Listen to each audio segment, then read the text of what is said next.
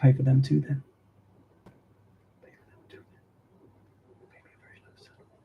Hello everybody, so welcome back to my channel, and this is commenting on this magnificent feat accomplished by India with their Chandrayaan-3 spacecraft landing on the moon's south pole. And I believe it's the first moon mission ever to land in the lunar south pole region. So very few countries have achieved a proper landing on the moon. The United States, first of all, the Soviet Union, China, and now India, fourth of the world. Not bad. Now, admittedly, India's got the largest population in the world from largely this year. It was a Vikram lander, I believe, Indian manufactured, and the mission is called Chandrayaan-3. So it was 4 minutes past 6 in the evening, local time, when it landed. I think they're going by India time. So and the Prime Minister of India, Narendra Modi, he said India is now on the moon. So he's been Prime Minister for, is it 9 years now? So this is really his crowning achievement. How magnificent. So India is a world beater in this sense, has really arrived as a superpower, and that ought to be recognized. Obviously, it underscores India's place on the United Nations Security Council as a permanent member. It still doesn't have that place that it so richly merits. On the other hand, people will be asking questions about this. India with 1,450,000,000 people, and there's still a significant minority of people who live in poverty in India, hundreds of millions. I mean, real poverty. Okay, nobody's starving, but you know, they're children who can't afford to finish secondary schooling. They're people who are not properly clothed, things like that, who just got the very basics, who really don't have a disposable income. Yes, there's a tiny upper class of billionaires. There's certainly an upper middle class with like a Western standard lifestyle. There's a lower middle class, and there's even a working class who've got a decent standard of living and can afford the occasional treat. But we're still talking a significant minority of the population of India who live in penury. And is this really the best way to be spending tens of millions of dollars on a lunar mission, which doesn't make life better for the average person at all? So there has been obviously an outbreak of rejoicing all across India. But Prime Minister Modi was in South Africa at the moment. He's there attending the BRICS summit, as in Brazil, Russia, India, China, South Africa. So the Indian Space Research Organization was behind this mission, and he said that that they've been working on it for a generation. ISRO, or ISRO. I'm not sure they use it as an acronym, the name of that organization. And it's only a few days after Russia's Luna 25 spacecraft crashed on the moon. Incidentally, these are both unmanned missions. So yeah. It has a rover as well.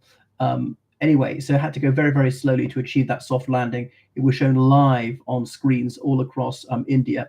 So they're looking to see if there's any sign of water. Could people ever live on the moon? Could they colonize the moon? And I always think, let's think about planet one rather than spending staggering sums and probably something which probably can never be achieved, as in making the moon habitable. Even if it can be achieved, that's at least decades away, maybe centuries away. And you think of all the carbon we emit, the millions of man hours we waste on designing these craft, building these craft, training people, all the rest of it, rather than we could do that to try and reduce our carbon emissions here, make life better for the average person on planet Earth. So the rover is driving over the moon, bearing India's tricolour of that dark green, white, and saffron with the cobalt colored wheel. Okay, so truth alone triumphs, I've got to say, for India. Anyway, because that area of the moon is in shadow always, they'll wonder whether there's some water ice there. So you know, all shall be revealed presumably.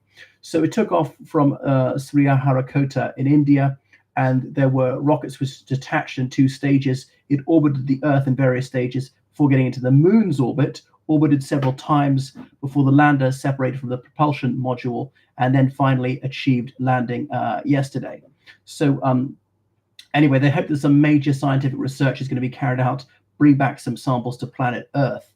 So 2008 was the very first Indian lunar mission, Chandrayaan-1, and said that there are some water molecules on a part of the lunar surface that people thought was completely arid. And they also established the moon actually has an atmosphere, but only during the daytime.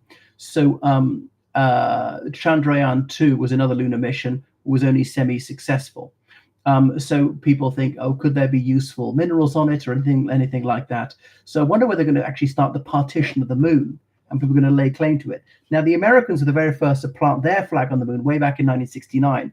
Old Glory was put there by Neil Armstrong. But does that mean that the United States claims the whole of the moon? They were there first. That was the way it worked with an uninhabited planet, which was beyond the territorial limit of any country.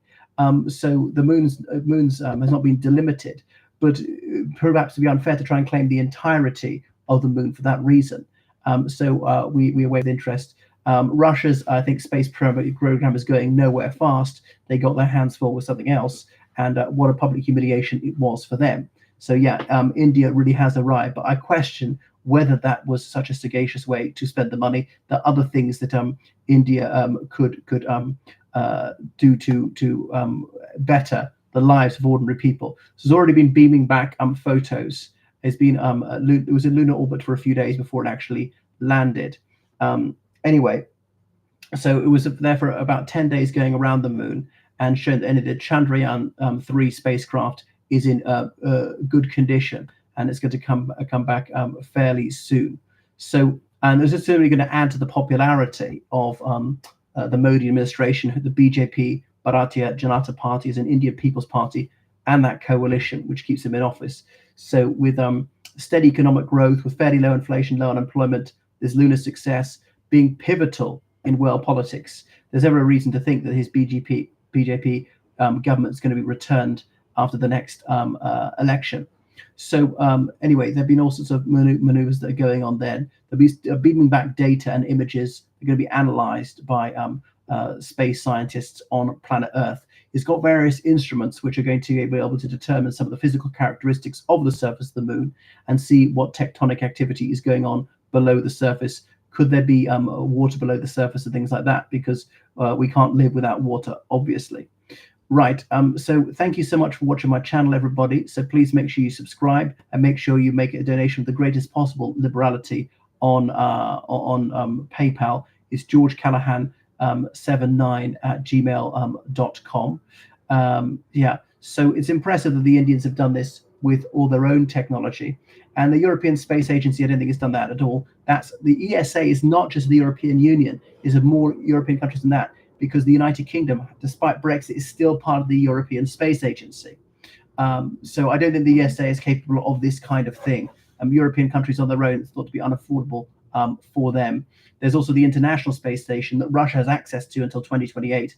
After that, I'm not so sure. I think the Indians have got access to this as well. And could they have any military application to space? Could they station anything on there? I don't know, satellites, missiles that could hit the Earth. So perhaps that would come in useful in the military context as well. All right, everybody. So saying goodbye, and watch out for more videos. Do you like me declaiming poesy? I'll try and do so with better sound quality and time. Toodle pip.